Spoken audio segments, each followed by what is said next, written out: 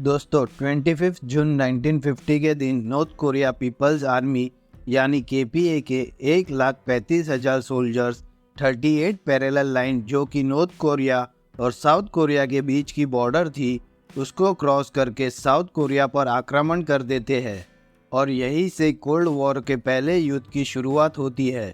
ये युद्ध इतना घातक और विनाशकारी था कि इसको देखकर ऐसा लगता था कि मानो ये तीसरे विश्व युद्ध का कारण बनेगा।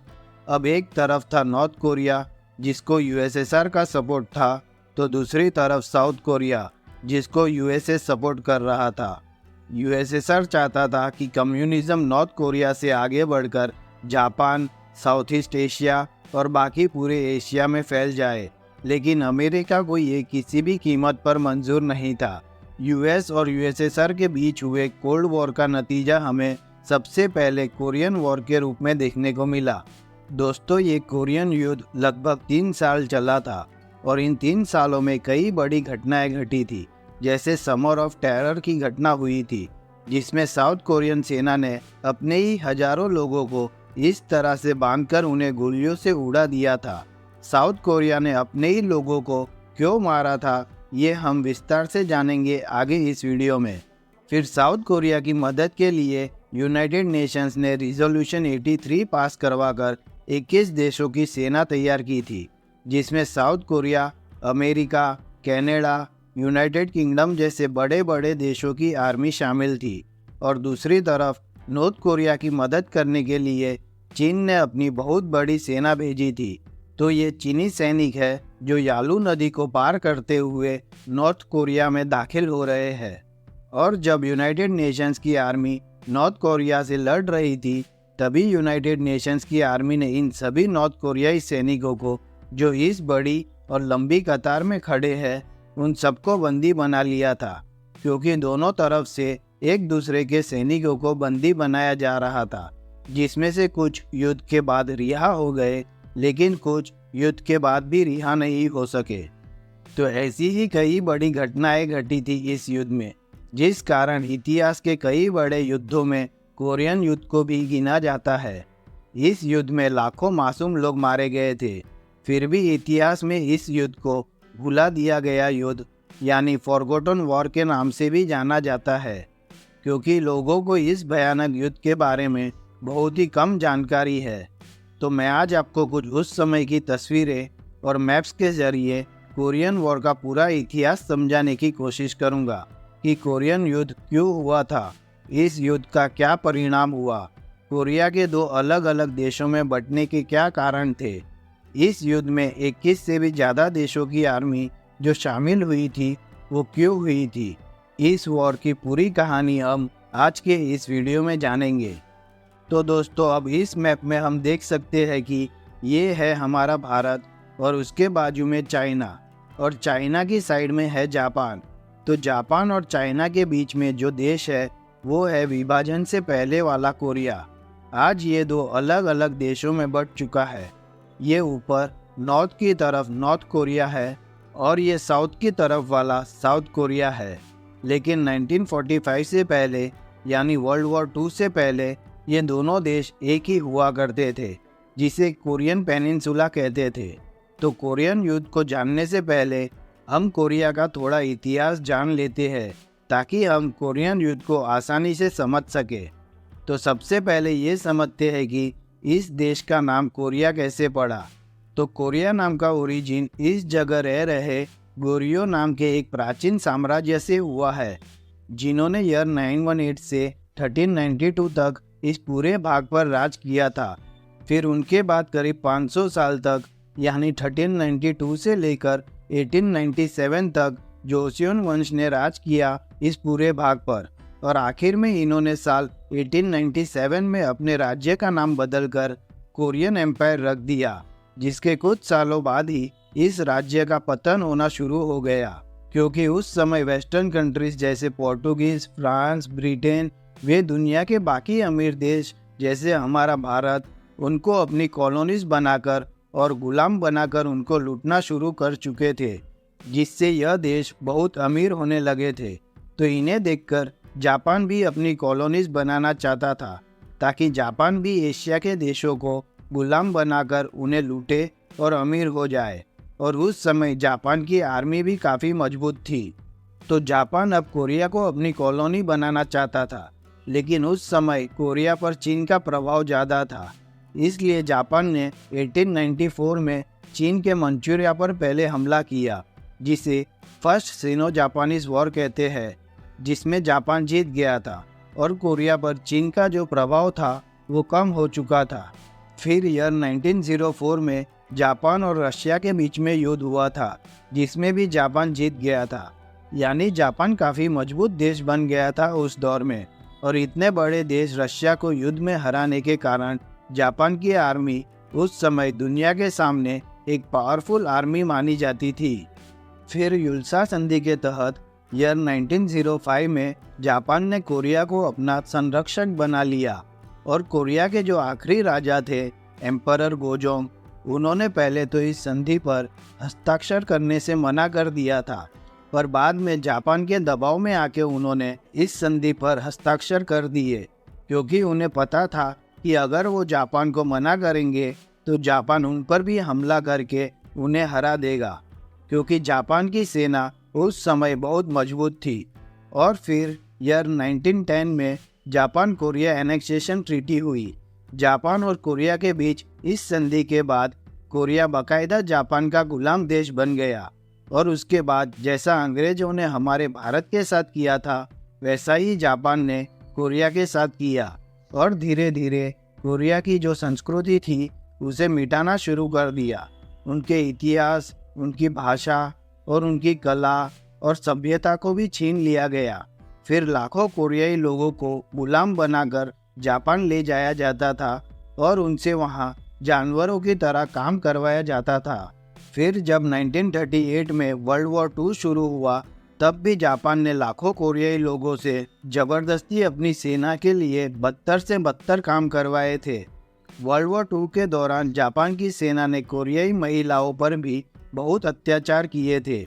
वे उन्हें कंफर्ट वुमेन कहते थे और जापान की सेना उन्हें अपने मनोरंजन का साधन मानती थी। तो जापान की इस क्रूरता का इतिहास आज भी कोरिया के दोनों देश के लोग भूले नहीं, और इसी कारण ये दोनों कोरियाई देश आज भी जापान से नफरत करते हैं। तो 1910 से जापान द्वारा जो अत्याचार शुरू हुए थे कोरियन लोगों पे, वो 1945 तक चले, क्योंकि 1945 वो साल था जब वर्ल्ड वॉर II यानी दूसरा विश्व युद्ध खत्म होने के कगार पर था।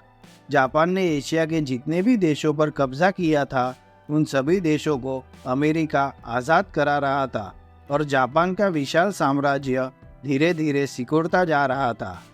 तो ईयर 1945 में जिन देशों पर या आइलैंड पर जापान की कॉलोनीज थी या जापान का कब्जा था, उन सभी देशों को अमेरिका आज़ाद करा रहा था। और दूसरी तरफ यूएसएसआर यूरोप में जर्मनी से लड़ रहा था। और 8 मई 1945 के दिन जर्मनी में हिटलर की मौत के बाद जर्मनी ने सरेंडर कर दिया और अब दूसरा विश्व युद्ध समाप्त होने ही आया था। तो अब 1945 से पहले इस मंचूरिया और इस कोरिया दोनों पर जापान का कब्जा था।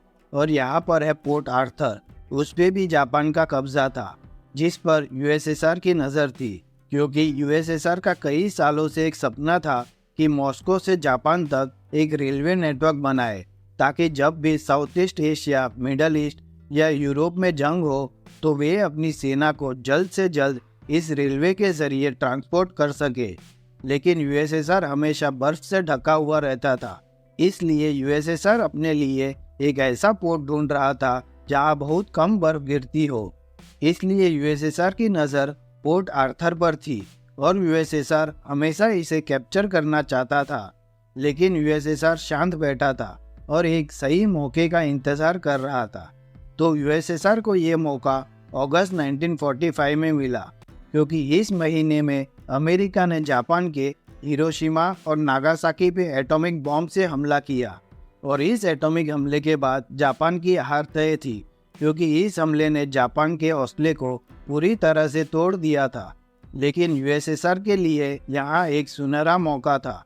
इस कारण यूएसएसआर ने 8 अगस्त 1945 को इस मंचूरिया पर हमला किया और 10 अगस्त को यूएसएसआर की सेना ने कोरिया के नॉर्थ साइड पर यानी इस तरफ कब्जा करना शुरू कर दिया था और नीचे से अमेरिका की सेना इस साउथ वाले कोरिया पर कब्जा करने निकल गई थी। और 15 अगस्त 1945 को जापान की सेना ने कोरिया में सरेंडर कर दिया। तो धीरे धीरे ऊपर से यूएसएसआर की सेना और नीचे से अमेरिका की सेना कोरिया में आगे बढ़ रही थी। और अब जापान ने अपने हथियार डाल दिए थे तो यूएसएसआर की सेना इस ओर से 38 पैरेलल लाइन तक पहुंच चुकी थी और नीचे से अमेरिका की सेना इस 38 पैरेलल लाइन तक पहुंच चुकी थी। यानी कि 1945 में इस नॉर्थ वाले कोरिया पर यूएसएसआर ने कब्जा कर लिया और साउथ वाले कोरिया पर अमेरिका ने कब्जा कर लिया था। फिर अमेरिका ने कोरिया के विभाजन के लिए दो लोगों को चुना जो अमेरिकन ही थे। एक था डीन रस्क और दूसरा था चार्ल्स बोनस्टेल। और उन दोनों को ये काम दिया गया कि वे कोरिया को दो बराबर हिस्सों में बांट दे ताकि नॉर्थ में यूएसएसआर की सीमा और साउथ में अमेरिका की सीमा क्या होगी ये तय हो सके। अमेरिकी सरकार ने उन दोनों को गुप्त रूप से ये बताया था कि कोरिया का जो सियोल शहर है, जो एक औद्योगिक शहर है जहाँ बड़ी बड़ी फैक्ट्रीज और इंडस्ट्रीज है, वो सियोल शहर अमेरिका वाले कोरिया का हिस्सा बन जाए। तो इन दोनों ने ऐसा ही किया। बिना ग्राउंड पर गए, बिना कोरिया का इतिहास जाने, टेबल पर बैठे बैठे इन दोनों ने 38 पैरेलल लाइन को ही सीमा रेखा बना दी। इस लाइन के ऊपर नॉर्थ वाला कोरिया यूएसएसआर को दे दिया और इस लाइन के नीचे साउथ वाला कोरिया अमेरिका को दे दिया। और ये औद्योगिक शहर सियोल भी अमेरिका वाले कोरिया का हिस्सा बन गया। यानी दो सुपर पावर ने टेबल पर बैठे बैठे ही कोरिया की किस्मत लिख दी और एक अखंड कोरिया को दो भागों में बांट दिया। तो इस तरह से कोरिया का विभाजन हुआ था जो आज तक वापस एक नहीं हो पाए। अब भले ही यूएसएसआर और अमेरिका दूसरे विश्व युद्ध में एक साथ लड़े थे, लेकिन दोनों की विचारधाराएं अलग अलग थी क्योंकि यूएसएसआर कम्युनिस्ट विचारधारा में विश्वास रखता था और अमेरिका कैपिटलिस्ट विचारधारा में। तो इन विभिन्न विचारों के कारण दोनों एक दूसरे के खिलाफ थे और ऊपर से दोनों दूसरे विश्व युद्ध के बाद दुनिया के सुपर पावर बनने की कंपटीशन में लगे हुए थे। एक तरफ यूएसएसआर चाहता था कि दुनिया के सभी देश कम्युनिस्ट विचारधारा को अपनाए और दूसरी तरफ अमेरिका चाहता था कि दुनिया के सभी देश कैपिटलिस्ट विचारधारा को अपनाए, जिस कारण इन दोनों के बीच 1945 में शीत युद्ध यानी कोल्ड वॉर शुरू हुआ और इस कोल्ड वॉर का पहला शिकार बना मासूम कोरिया।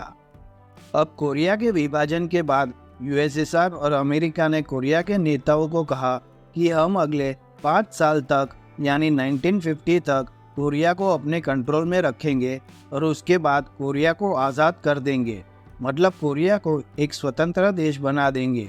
तो इस बात को तो कोरिया के नेताओं ने स्वीकार लिया, लेकिन कोरिया के लोगों ने इस बात को नहीं स्वीकारा और उनका कहना था कि हमें अभी के अभी आज़ादी चाहिए और अब हम किसी के गुलाम बनकर नहीं रहना चाहते।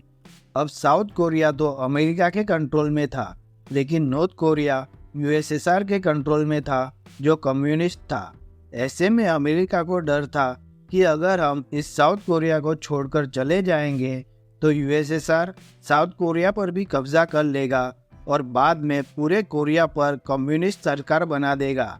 इसलिए अब अमेरिका भी कुछ नहीं कर सकता था और वो चाहकर भी साउथ कोरिया को नहीं छोड़ सकता था, क्योंकि उस समय अमेरिका के राष्ट्रपति ट्रूमैन थे, जिन्होंने इस साल एक ट्रूमैन सिद्धांत की थियरी दुनिया के सामने रखी थी, जिसका मतलब था कि अगर दुनिया के किसी भी देश में कम्युनिस्ट सरकार बनने का खतरा होगा तो अमेरिका उस देश की मदद करेगा और उस देश में कम्युनिस्ट सरकार नहीं बनने देगा और अमेरिका उस देश में एक डेमोक्रेटिक सरकार बनाने में मदद करेगा।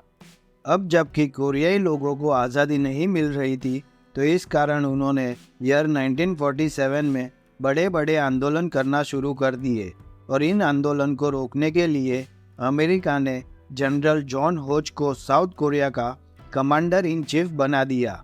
उसने इस आंदोलन को रोकने के लिए कोरियन लोगों को डराया, धमकाया, उन पर कई अत्याचार किए।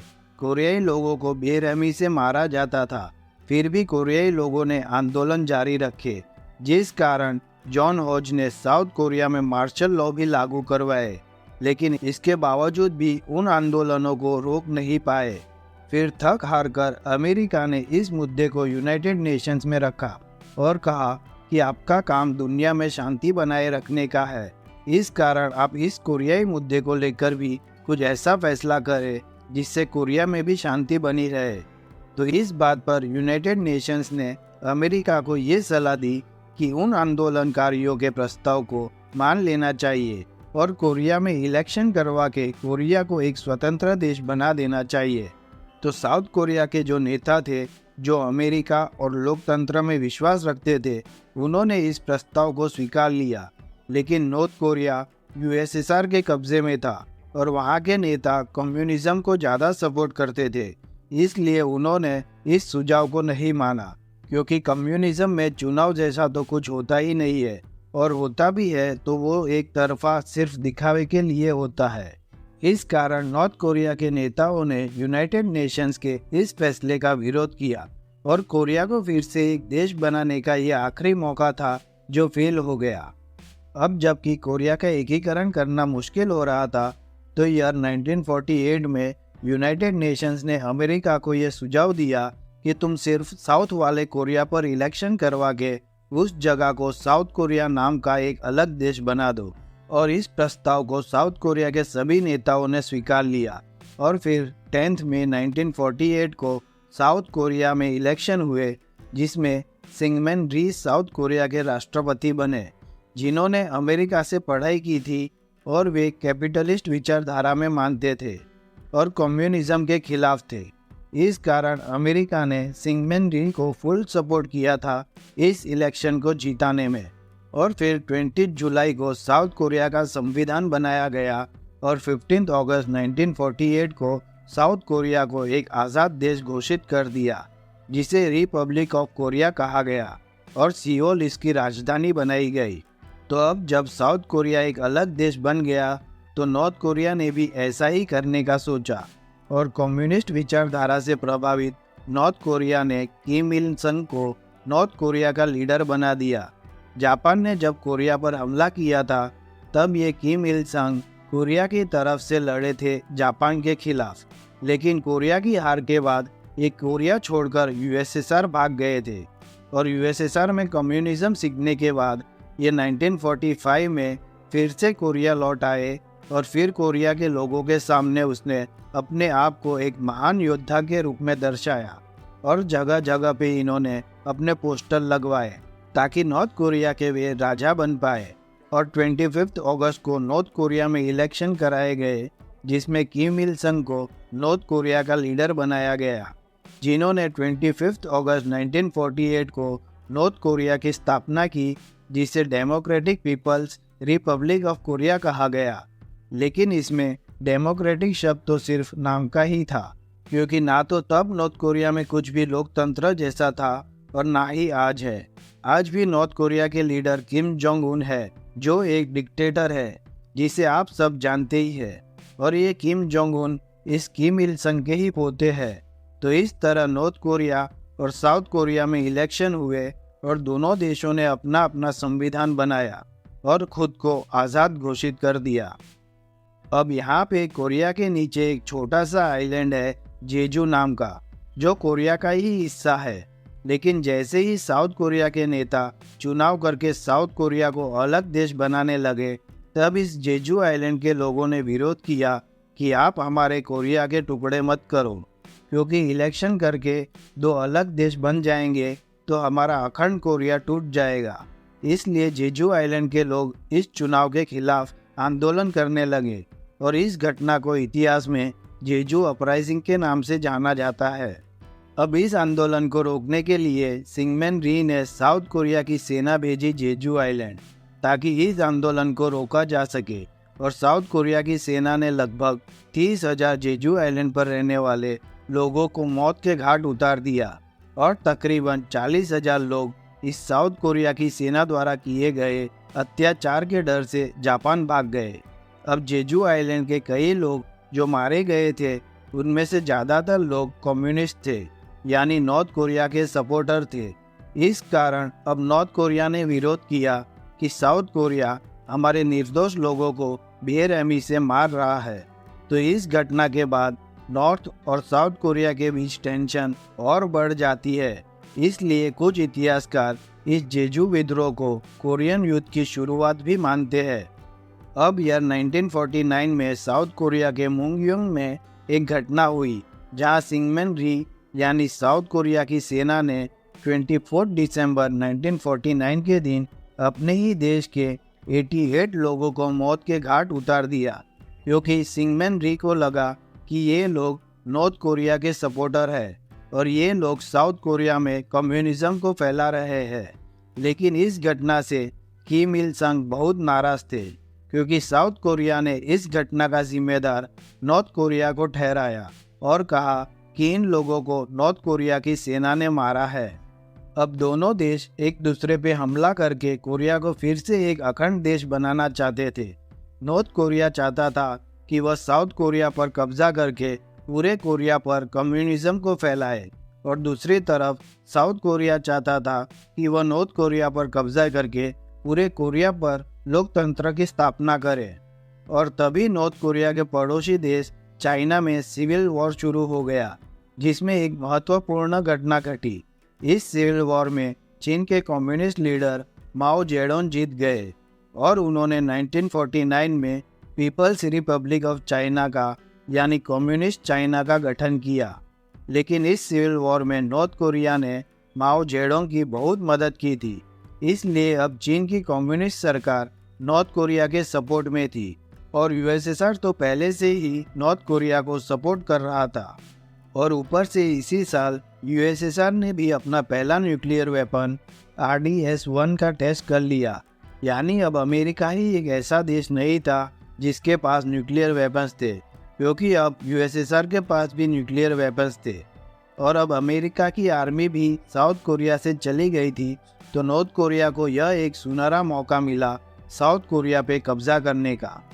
तो नॉर्थ कोरिया के लीडर किम इल संग यूएसएसआर के जोसेफ स्टेलिन से मिलने गए और उन्होंने कहा कि अब अमेरिका की आर्मी साउथ कोरिया से चली गई है और अब अमेरिका को साउथ कोरिया में कोई इंटरेस्ट भी नहीं है, तो हम साउथ कोरिया पर हमला करके उसे कब्जा लेते हैं। तो यूएसएसआर यानी जोसेफ स्टेलिन मान गया कि तुम हमला करो, हम तुम्हारी मदद करेंगे। और इस तरफ चाइना भी नॉर्थ कोरिया के सपोर्ट में ही था। लेकिन नॉर्थ कोरिया साउथ कोरिया पर हमला क्यों करना चाहता था? तो इसके पीछे कई कारण थे। इनमें से सबसे पहला कारण तो यही था कि साउथ कोरिया की सेना बार बार 38 पैरेलल लाइन के पास गोलियां चलाकर नॉर्थ कोरिया के लोगों को और सैनिकों को मार रही थी। और दूसरा कारण ये था कि साउथ कोरिया ने जो जेजू आइलैंड और मुंगयोंग के कम्युनिस्ट लोगों को बेरहमी से मार दिया था, तो इस कारण भी नॉर्थ कोरिया बहुत नाराज था साउथ कोरिया से। तो अब नॉर्थ कोरिया को पता था कि अमेरिकी सेना साउथ कोरिया से चली गई है और साउथ कोरिया की मिलिट्री भी ज़्यादा ताकतवर नहीं थी, क्योंकि अमेरिका ने साउथ कोरिया को कुछ खास हथियार नहीं दिए थे। किसी भी तरह के बड़े हथियार जैसे टैंक्स, शिप्स, फाइटर प्लेन्स ऐसा कुछ भी नहीं था साउथ कोरियन सेना के पास। तो इस बात का फ़ायदा उठाकर 25 जून 1950 के दिन नॉर्थ कोरिया ने 1,35,000 सैनिक और 150 टैंक जो कि यूएसएसआर ने दिए थे, इसके साथ ही नॉर्थ कोरिया ने इस 38 पैरेलल लाइन को क्रॉस करके साउथ कोरिया पर हमला कर दिया। और कमज़ोर सेना होने के कारण साउथ कोरियन सेना इस नॉर्थ कोरियन सेना का मुकाबला नहीं कर पाई। इस कारण वे धीरे धीरे 38 पैरेलल लाइन से पीछे हटती जा रही थी और नॉर्थ कोरियन सेना इस लाइन के आगे बढ़ती जा रही थी साउथ कोरियन राजधानी सियोल की तरफ। लेकिन सियोल तक पहुंचने के लिए नॉर्थ कोरिया की सेना को हान नदी को पार करना था और उस दौर में इस नदी पर एक हैंगेंग नाम का ब्रिज था। अगर नॉर्थ कोरिया की सेना इस ब्रिज को पार कर लेती तो फिर उन्हें सियोल पर कब्जा करने में ज़्यादा परेशानी नहीं होती। तो इस डर से साउथ कोरिया की सेना ने अपने इस ब्रिज को बॉम्ब से उड़ा दिया ताकि नॉर्थ कोरिया की सेना सियोल तक ना पहुंच पाए। लेकिन फिर भी नॉर्थ कोरियन सेना इस नदी को पार करके उस साइड पहुंच गई और 3 दिन के अंदर यानी 28 जून को साउथ कोरिया की राजधानी सियोल पर कब्जा कर लिया नॉर्थ कोरिया ने। तो अब 28 जून को सियोल पर कब्जा करने के बाद नॉर्थ कोरिया की आर्मी ने 2 जुलाई को इस सुवोन शहर पर भी कब्जा कर लिया। पर उस वक्त अमेरिका की थोड़ी आर्मी जो जापान में ही थी, वो साउथ कोरिया आती है साउथ कोरिया की मदद के लिए। लेकिन अमेरिका की आर्मी नॉर्थ कोरिया की आर्मी को रोक नहीं पाई और देखते ही देखते 21 जुलाई को नॉर्थ कोरिया की आर्मी ने इस डेजोन शहर पर भी अपना कब्जा कर लिया। और दूसरी ओर साउथ कोरिया के नेता सिंगमैन री ने अपनी सेना को ये ऑर्डर दिया कि हमारे साउथ कोरिया में जितने भी लोग जो कम्युनिज्म को फॉलो करते हैं या फिर जो कम्युनिस्ट नॉर्थ कोरिया या किम इल संग को सपोर्ट करते हैं, उन सबको मार दो। इस घटना को इतिहास में बोडो लीग मैसाकर या समर ऑफ टेरर के नाम से जाना जाता है। इसमें साउथ कोरियन सेना ने अपने ही लोगों को जो कम्युनिज्म को फॉलो करते थे, उन सबको बेरहमी से मारना शुरू कर दिया। साउथ कोरिया की सेना अपने ही मासूम लोगों को इस तरह लकड़ी के खंभे से बांधकर उन्हें गोलियों से उड़ा देती थी, फिर उन लोगों को दफना देती थी। और आज भी खुदाई के दौरान उन मासूम लोगों की हड्डियां मिलती है जो इस घटना में मारे गए थे। तो इस घटना के दौरान साउथ कोरियन सेना ने अपने ही देश के करीब 1,80,000 से लेकर 2 लाख मासूम लोगों को मौत के घाट उतार दिया था। इस कारण कई इतिहासकार सिंगमैन री को साउथ कोरिया का कैपिटलिस्ट डिक्टेटर कहते हैं। और दूसरी तरफ नॉर्थ कोरिया की सेना ने अगस्त 1950 तक 90% साउथ कोरिया पे कब्जा कर लिया था, सिर्फ इस पुसान शहर और उसके आसपास के एरिया को छोड़कर। अब साउथ कोरिया के पास खाली ये वाला एरिया बचा था, बाकी पूरे साउथ कोरिया को नॉर्थ कोरिया ने कैप्चर कर लिया था। अब साउथ कोरिया को बचाने के लिए सिंगमैन री ने अमेरिका और यूनाइटेड नेशन से मदद मांगी और कई बार मदद मांगने के बाद अब अमेरिका ने और यूनाइटेड नेशंस ने किम इल संग यानी नॉर्थ कोरिया को धमकी दी कि वो साउथ कोरिया को आज़ाद करके अपनी सेना वहाँ से हटा ले और फिर से नॉर्थ कोरिया चले जाए। लेकिन नॉर्थ कोरिया ने पीछे हटने से इनकार कर दिया। तो अब इसके जवाब में यूनाइटेड नेशंस ने रिजोल्यूशन 83 पास करवाकर 21 देशों की सेना तैयार की, जिसमें South Korea, America, Canada, United Kingdom, France, Australia, Thailand, Turkey, Philippines, New Zealand, Greece, Ethiopia, Cambodia, Belgium, South Africa, Luxembourg और नीदरलैंड ने अपनी सेना भेजी थी। और इसके अलावा इंडिया, डेनमार्क, इटली, नॉर्वे और स्वीडन ने अपनी मेडिकल टीमें भेजी थी यूनाइटेड नेशंस के कहने पर। अब इन सभी देशों में से सबसे बड़ी आर्मी थी अमेरिका की। इस कारण इस युद्ध में यूनाइटेड नेशंस ने अमेरिका को बाकी देशों की सेना का नेतृत्व करने को कहा और अमेरिका ने डगलस मैकआर्थर, जिसने वर्ल्ड वॉर II में जापान को हराया था, उसको इस सेना का जनरल बनाया। तो अब अगस्त 1950 तक यूनाइटेड नेशंस की आर्मी ने साउथ कोरिया के पुसान शहर में आना शुरू कर दिया और अगले 2 महीनों तक यही पुसान और उसके आसपास के एरिया में नॉर्थ कोरियन आर्मी से जंग जारी रही। इस कारण इस एरिया को पुसान पेरीमीटर कहते हैं और यहीं पर बैटल ऑफ पुसान पेरीमीटर हुआ था, जिसमें यूनाइटेड नेशंस की सेना के 4,500 से ज़्यादा सैनिक शहीद हो गए थे। तो अब इस जगह नॉर्थ कोरिया की सेना को हराना मुश्किल हो रहा था, तो इसलिए डगलस मैकआर्थर ने नॉर्थ कोरिया को हराने का दूसरा प्लान बनाया।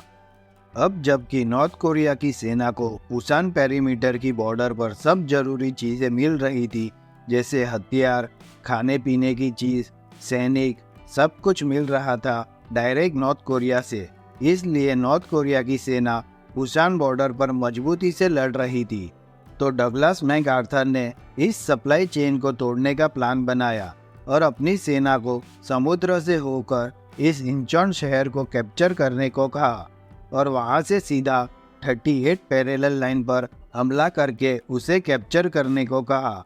और इस प्रकार सबसे पहले नॉर्थ कोरिया की सप्लाई चेन को तोड़ने का ऑर्डर दिया और इस मिशन को ऑपरेशन क्रोमाइट का नाम दिया गया। इसे बैटल ऑफ इंचॉन कहते हैं और ये बहुत ही महत्वपूर्ण बैटल था क्योंकि नॉर्थ कोरिया को हराने के लिए सबसे पहले उसकी सप्लाई चेन को तोड़ना बहुत ज़रूरी था। और जैसा प्लान बनाया था ठीक वैसे ही यूनाइटेड नेशंस की सेना सिर्फ 4 दिन में यानी 19 सितंबर 1950 के दिन इंचॉन शहर को नॉर्थ कोरिया से आज़ाद करा लेती है क्योंकि अमेरिकन एयरफोर्स ने इंचॉन शहर पर इतनी बमबारी की कि इंचॉन शहर पूरी तरह से तबाह हो गया था और मजबूरन नॉर्थ कोरिया की सेना को वहां से भागना पड़ा था। अब इंचॉन शहर को कैप्चर करने के कुछ दिन बाद ही यूनाइटेड नेशंस की सेना ने 38 पैरेलल लाइन को भी अपने कब्जे में ले लिया, जिस कारण नॉर्थ कोरिया की सप्लाई चेन टूट गई। अब पुसान पेरीमीटर के पास नॉर्थ कोरियन सेना को सप्लाई मिलना बंद हो गया, तो वो धीरे धीरे पुसान पेरीमीटर से पीछे हटने लगी और यूनाइटेड नेशंस की सेना आगे बढ़ने लगी। और 27 सितंबर तक यूनाइटेड नेशंस की सेना ने पूरे साउथ कोरिया को नॉर्थ कोरिया से फिर से आज़ाद करा लिया, यानी युद्ध शुरू होने से पहले साउथ कोरिया के पास जो एरिया था वो साउथ कोरिया को वापस मिल गया और 38 पैरेलल लाइन पर अब दोनों कोरिया फिर से आमने सामने खड़े हो गए। तो अब चीन के जो पहले प्रधानमंत्री थे जोउ एनलाई, उन्होंने भारत के जरिए अमेरिका के लिए एक संदेश भिजवाया कि यूनाइटेड नेशंस की सेना अगर इस 38 पैरेलल लाइन को क्रॉस करके नॉर्थ कोरिया पे हमला करेगी तो चीन भी नॉर्थ कोरिया की मदद के लिए इस युद्ध में अपनी सेना भेजेगा। तो भारत ने यह संदेश अमेरिका तक भिजवा दिया, लेकिन अमेरिका की जो खुफिया एजेंसी है CIA, उसने अमेरिकी सरकार को ये इन्फॉर्मेशन दी कि चीन की एक छोटी सी सेना नॉर्थ कोरिया और चीन के बॉर्डर पर तैनात है, जिसे हम आसानी से हरा देंगे। तो चीन की धमकी से अमेरिका को डरने की ज़रूरत नहीं है। इस कारण जनरल डगलस मैकआर्थर ने आदेश दिया यूनाइटेड नेशंस की सेना को कि 38 पैरेलल लाइन को क्रॉस करके नॉर्थ कोरिया की सेना को तबाह कर दो और नॉर्थ कोरिया पे कब्जा कर लो। तो अब यहाँ से यूनाइटेड नेशंस की सेना ने 38 पैरेलल लाइन को क्रॉस करके नॉर्थ कोरिया पर हमला करना शुरू कर दिया और 10 अक्टूबर 1950 के दिन यूनाइटेड नेशंस की सेना ने और अमेरिका की वायुसेना ने नॉर्थ कोरिया की राजधानी प्योंगयांग को कब्जा लिया। अमेरिकी वायुसेना ने नॉर्थ कोरिया पर लगभग 6,35,000 टन बम गिराए थे, जिसमें नॉर्थ कोरिया के ज़्यादातर रेलवे स्टेशन और ज़्यादातर ट्रेनों को बमों से उड़ा दिया गया था। और उसके अलावा नॉर्थ कोरिया के सभी बिजली के प्लांट, 5,000 स्कूल, 1,000 हॉस्पिटल और 6 लाख घरों को तबाह कर दिया था। अमेरिकी वायुसेना ने नॉर्थ कोरिया की राजधानी प्योंगयांग पर इतनी बमबारी की कि पूरा शहर तबाह हो चुका था। ऊपर से अमेरिकी वायुसेना ने इस युद्ध में जानलेवा नपाल्म केमिकल का भी इस्तेमाल किया था। नपाल्म केमिकल एक तरह का ज्वलनशील पदार्थ होता है जिसका इस्तेमाल युद्ध में किया जाता है और वियतनाम वॉर में भी अमेरिका ने अनगिनत हमले किए थे वियतनाम पर इस केमिकल से। तो अमेरिकी हमलों के कारण नॉर्थ कोरिया में एक सामान्य जिंदगी जीना लगभग नामुमकिन हो गया था। नॉर्थ कोरिया अब एक अंडरग्राउंड देश में बदल चुका था क्योंकि जमीन पर तोपों और सेना द्वारा किया गया युद्ध और आसमान से वायु सेना द्वारा की गई बमबारी और नपाल्म केमिकल के रूप में बरसती आग ने नॉर्थ कोरिया को एक बंकर में छुपा हुआ देश बना दिया था। अब इस तरह के हमले के बाद नॉर्थ कोरिया के ज़्यादातर शहर और गांव बर्बाद हो गए और देखते ही देखते नॉर्थ कोरिया मलबे के ढेर में बदलने लगा। इस बमबारी के कारण नॉर्थ कोरिया के लाखों आम लोग मारे गए और हजारों लोग भूखमरी के कारण मर गए। और इस हमले के बाद अमेरिकी विदेश मंत्री का एक बयान आया कि हमने नॉर्थ कोरिया में हर एक चीज़ पर बमबारी की है। तो हम इस बयान से ये अंदाज़ा लगा सकते हैं कि अमेरिका ने नॉर्थ कोरिया की क्या हालत की होगी। तो अब प्योंगयांग को कब्जाने के बाद यूनाइटेड नेशंस की सेना यहाँ तक नॉर्थ कोरिया में सब कुछ कब्जा लेती है और नॉर्थ कोरिया के जितने भी सैनिक जिंदा बचे थे उन सबको यूनाइटेड नेशंस की सेना बंदी बना लेती है। अब यूनाइटेड नेशंस की सेना इस चोजन शहर तक पहुंच गई जो चीन की बॉर्डर के बिल्कुल पास में ही था। तो चीन को अब डर लगने लगा कि अगर यूनाइटेड नेशंस और अमेरिका नॉर्थ कोरिया को कब्जा लेंगे और उसे लोकतांत्रिक देश बना देंगे तो चीन, जो कि एक कम्युनिस्ट देश था, तो उसके लिए एक खतरा था, क्योंकि ये कम्युनिस्ट विचारधारा को पसंद नहीं करते। तो इस कारण अब चीन ने यूएसएसआर से मदद मांगी और यूएसएसआर ने चीन को सपोर्ट करते हुए कहा कि तुम युद्ध में कूदो, मैं तुम्हें वायुसेना, हथियार और आर्थिक मदद दूंगा। तो अब चीन के नेता माओ जेडोंग नॉर्थ कोरिया की मदद करने के लिए 1 नवंबर 1950 के दिन अपने 1,50,000 सैनिक भेजकर इस युद्ध में कूद पड़ते हैं। अब यालू नदी, जो नॉर्थ कोरिया और चीन की बॉर्डर है, उसे चीन के सैनिक पार करके नॉर्थ कोरिया के चोजन शहर तक पहुंच जाते हैं। अब इस चोजन शहर में पहली लड़ाई हुई चीन और यूनाइटेड नेशंस की सेना के बीच, जिसमें चीन आसानी से जीत गया। और यहाँ से आगे बढ़ते बढ़ते चीनी सेना 25 नवंबर 1950 के दिन इस चोंगचोन नदी तक आ गई और यहाँ पर बैटल ऑफ चोंगचोन हुआ। इसमें भी चीन जीत गया और 1950 के आखिरी दिनों तक चीन की सेना इस 38 पैरेलल लाइन तक पहुँच चुकी थी, यानी नॉर्थ कोरिया फिर से यूनाइटेड नेशंस के कब्जे में से आज़ाद हो चुका था। अब यार 1951 के शुरुआत में ही चीन और नॉर्थ कोरिया की सेना ने फिर से 38 पैरेलल लाइन को क्रॉस किया और 4 जनवरी तक दोनों ने मिलकर फिर से साउथ कोरिया की राजधानी सियोल को दोबारा कब्जा लिया। लेकिन इस कारण अमेरिका के जनरल डगलस मैकआर्थर को इतना गुस्सा आया कि उसने चीन को धमकी दी कि अगर तुम और आगे बढ़े तो हम तुम पर न्यूक्लियर बॉम्ब गिरा देंगे। लेकिन अब अगर न्यूक्लियर अटैक हुआ तो अब यूएसएसआर भी चुप नहीं बैठेगा, क्योंकि अब यूएसएसआर के पास भी न्यूक्लियर वेपन्स थे, जिस कारण वर्ल्ड वॉर 3 शुरू होने का खतरा और बढ़ जाता। और वर्ल्ड वॉर 2 खत्म हुए सिर्फ 5 साल ही हुए थे, इसलिए कोई देश वर्ल्ड वॉर 3 शुरू करना नहीं चाहता था। तो ऐसा ना हो, इस कारण यूनाइटेड नेशंस ने डगलस मैकआर्थर को जनरल के पद से उतार दिया और उनकी जगह पर मैथ्यू रिजवे को जनरल बनाया गया, जिसने आते ही यूनाइटेड नेशंस को और सैन्य मदद भेजने को कहा, क्योंकि इन्हें डर था कि नॉर्थ कोरिया और चीन साउथ कोरिया की राजधानी सियोल को कब्जाने के बाद फिर से कहीं पूरा साउथ कोरिया ना कब्जा ले। तो इस कारण यूनाइटेड नेशंस ने फरवरी 1951 में दोबारा एक बड़ी सेना भेजी जो सियोल में चीनी और नॉर्थ कोरियन सेना से लड़ती है। इस लड़ाई को ऑपरेशन किलर कहा जाता है, जिसमें चीन के करीब 8,000 सैनिक मारे गए। इसके बाद मार्च 1951 में यूनाइटेड नेशंस की सेना ने सियोल के पास के एरिया में ऑपरेशन रिपर शुरू किया, जिसमें उनके 500 से ज़्यादा सैनिक और सामने चीन और नॉर्थ कोरिया के हजारों सैनिक शहीद हो गए और कई हजारों सैनिकों को यूनाइटेड नेशंस ने बंदी बना लिया।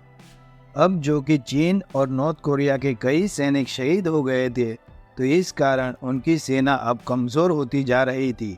तो इससे बचने के लिए अप्रैल 1951 में चीन ने चाइनीज स्प्रिंग ऑफेंसिव किया। सबसे पहले इमजिन नदी के पास किया, जो सियोल और 38 पैरेलल लाइन के बीच में हुआ था, जिसे बैटल ऑफ इमजिन रिवर कहते हैं। और दूसरा ऑफेंसिव किया कैप्योंग में, जिसे बैटल ऑफ कैप्योंग कहते हैं। लेकिन इस ऑफेंस से चीन और नॉर्थ कोरिया को फ़ायदा कम और नुकसान ज़्यादा हुआ, क्योंकि यूनाइटेड नेशंस की वायुसेना ने ऊपर से अनगिनत बम गिराए इन पर। इस कारण इस चाइनीज स्प्रिंग ऑफेंसिव के दौरान चीन और नॉर्थ कोरिया के करीब 1,60,000 सैनिक शहीद हो गए और यूनाइटेड नेशंस के 15,000 से भी ज़्यादा सैनिक शहीद हो गए थे। इसलिए अब चीन और नॉर्थ कोरिया दोनों की सेना पीछे लौटकर वापस 38 पैरेलल लाइन पर आ गए, यानी नॉर्थ कोरिया और चीन इस लाइन के नॉर्थ साइड में आ गए और साउथ कोरिया और यूनाइटेड नेशंस की आर्मी इस लाइन के साउथ साइड में आ गई। यानी जहाँ से युद्ध की शुरुआत हुई थी वापस वहीं पर सब कुछ आ गया।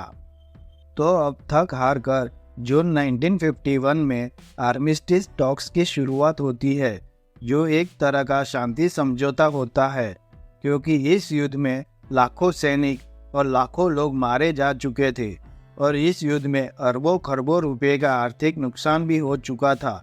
अगर ये युद्ध और चलेगा तो और नुकसान होगा और कई लोगों की जानें जाएगी। इसलिए अब यूनाइटेड नेशंस को लगा कि कोरिया को एक करना बहुत मुश्किल हो रहा है, तो शांति वार्ता करके इस युद्ध को ख़त्म कर देना चाहिए। लेकिन दोनों ओर से एक दूसरे के हजारों सैनिकों को बंदी बनाया गया था, इस कारण ये शांति समझौता नहीं हो पाया। और फिर अक्टूबर में भी एक बार फिर शांति समझौता करने की कोशिश की गई, लेकिन तब भी फेल हो गया। इस शांति समझौते के दौरान भी दोनों साइड के बीच युद्ध तो जारी ही था, लेकिन अब बड़ी बड़ी लड़ाई नहीं हो रही थी। बस 38 पैरेलल लाइन पर दोनों के बीच समय समय पर छोटे मोटे हमले होते रहते थे। फिर अप्रैल 1952 में फिर से शांति वार्ता की कोशिश की गई, लेकिन बंदी बनाए गए सैनिकों को लेकर ये शांति वार्ता भी असफल हो गई। अब ये शांति वार्ता बार बार असफल क्यों हो रही थी? क्योंकि अमेरिका ने नॉर्थ कोरिया और चीन के जो 1 लाख से भी ज़्यादा सैनिकों को बंदी बनाया था, उनमें से कई ऐसे सैनिक थे जो थे तो साउथ कोरिया के, लेकिन जब युद्ध की शुरुआत में नॉर्थ कोरिया ने इन पर कब्जा किया था, तब इन साउथ कोरियन सैनिकों को नॉर्थ कोरियन सेना ने मजबूरन नॉर्थ कोरियन सेना में शामिल करा दिया, और अगर वे ऐसा करने से मना करते तो उन्हें मार दिया जाता था। इस कारण ये लोग मजबूरन नॉर्थ कोरियन सेना में शामिल हो गए थे, और कई सैनिक ऐसे थे जो नॉर्थ कोरिया के आम लोग थे, जिन्हें नॉर्थ कोरियन सरकार ने जबरदस्ती युद्ध लड़ने भेज दिया था। और चीन के भी कई ऐसे सैनिक थे जिन्हें चीन ने जबरन युद्ध लड़ने भेज दिया था।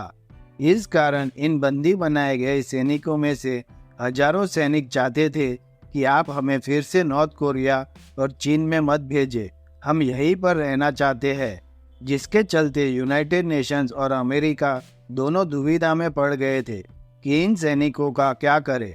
अगर इन्हें वापस नॉर्थ कोरिया और चीन में भेजते हैं तो ये मानवता के खिलाफ होगा, और दूसरी ओर चीन और नॉर्थ कोरियन सरकार तभी शांति वार्ता करने को तैयार थी जब उन्हें उनके सभी सैनिक वापस मिले जिन्हें यूनाइटेड नेशंस ने बंदी बनाया है। अब उनमें से कई सैनिकों को वापस चीन और नॉर्थ कोरिया जाना ही नहीं था।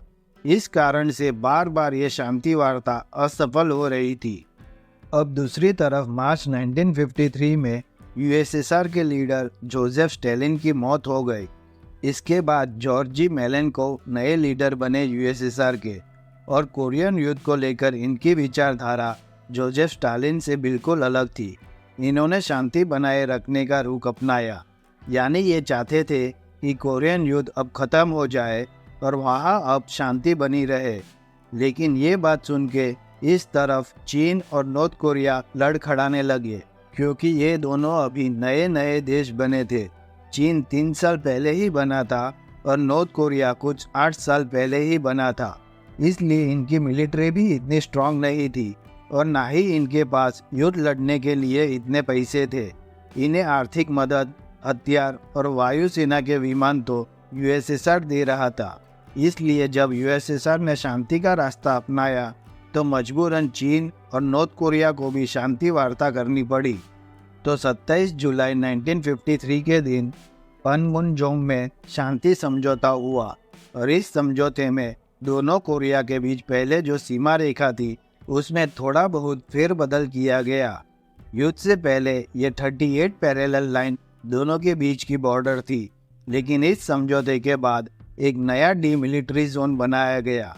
ये जो लाइन है ये नई बॉर्डर बनी दोनों कोरिया के बीच।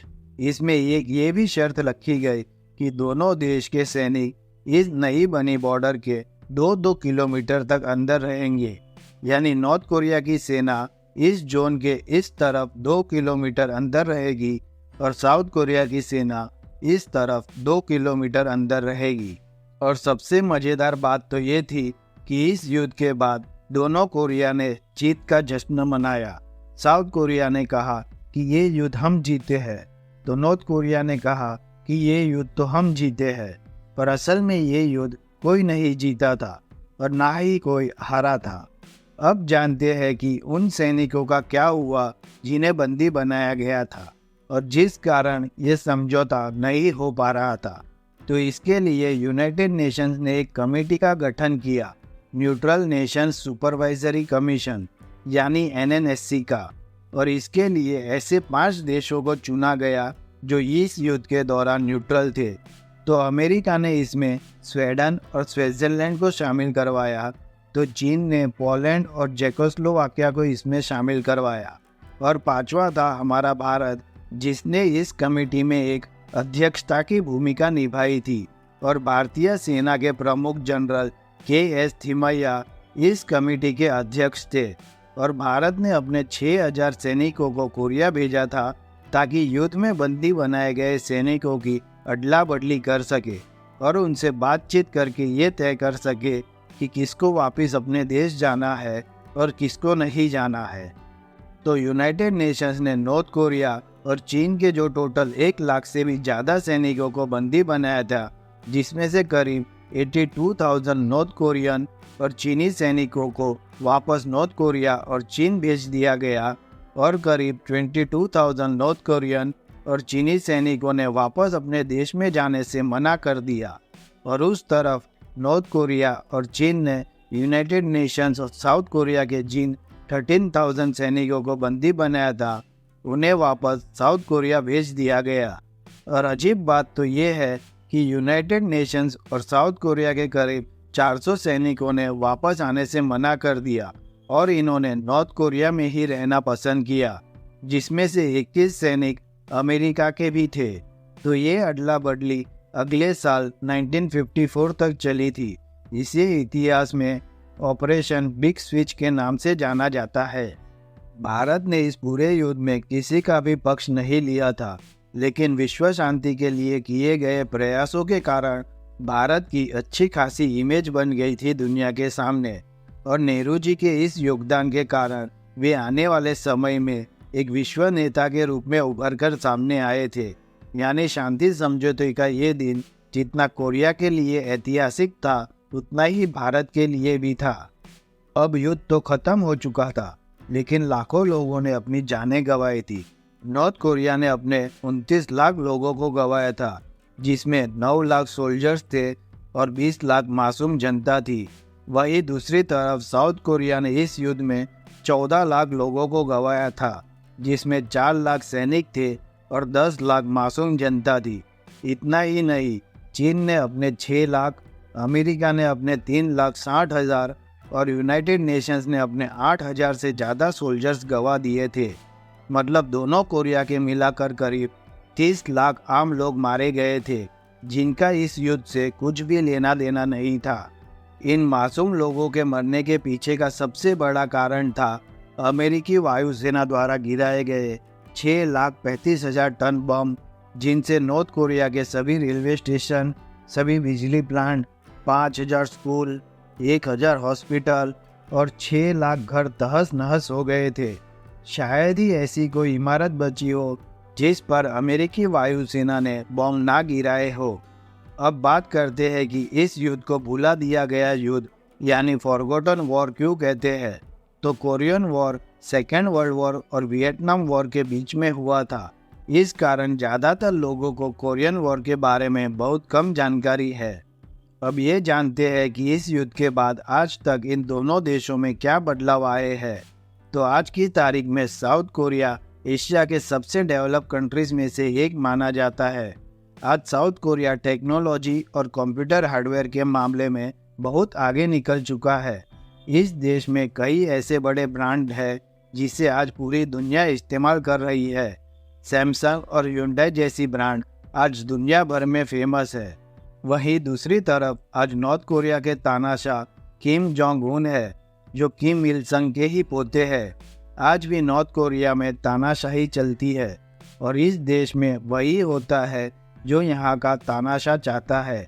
ना ही तो इस देश का कुछ विकास हुआ और ना ही इस देश को बाहरी दुनिया से कोई लेना देना है। नॉर्थ कोरिया सिर्फ चीन के साथ थोड़ा बहुत रिलेशन मेंटेन करता है और आज की तारीख में नॉर्थ कोरिया दुनिया का सबसे खराब देश होगा, क्योंकि वहाँ के तानाशाह ने लोगों पर बहुत सारे प्रतिबंध लगा रखे हैं, जैसे इंटरनेट का इस्तेमाल नहीं करना, जीन्स पहनने की मनाही, न्यूज़ देखने की मनाही, दूसरे देशों में जाने पर पाबंदी। ऐसे बहुत सारे प्रतिबंध है नॉर्थ कोरिया में, जिस कारण नॉर्थ कोरिया को दुनिया का सबसे बदतर देश माना जाता है। और अब आखिर में बात करते हैं कि इतने बड़े भयानक युद्ध के बाद दोनों देशों को क्या मिला। तो दोनों देशों की बॉर्डर में ज़्यादा कुछ फर्क नहीं पड़ा, क्योंकि पहले जो 38 पैरेलल लाइन दोनों देशों की बॉर्डर थी वही आज भी है। और पहले नॉर्थ कोरिया जो कम्युनिज्म को फॉलो करता था वो आज भी वही करता है, और साउथ कोरिया जो लोकतंत्र को फॉलो करता था उसने युद्ध के बाद भी लोकतंत्र को ही अपनाया। मतलब इतने भयानक युद्ध के बाद भी कुछ हासिल नहीं हुआ, सिर्फ लाखों मासूम लोगों की जानें गई और किसी को कुछ नहीं मिला। तो दोस्तों, आज की वीडियो में बस इतना ही। अगर वीडियो अच्छी लगी हो तो लाइक, शेयर और सब्सक्राइब करना मत भूलना। Thank you.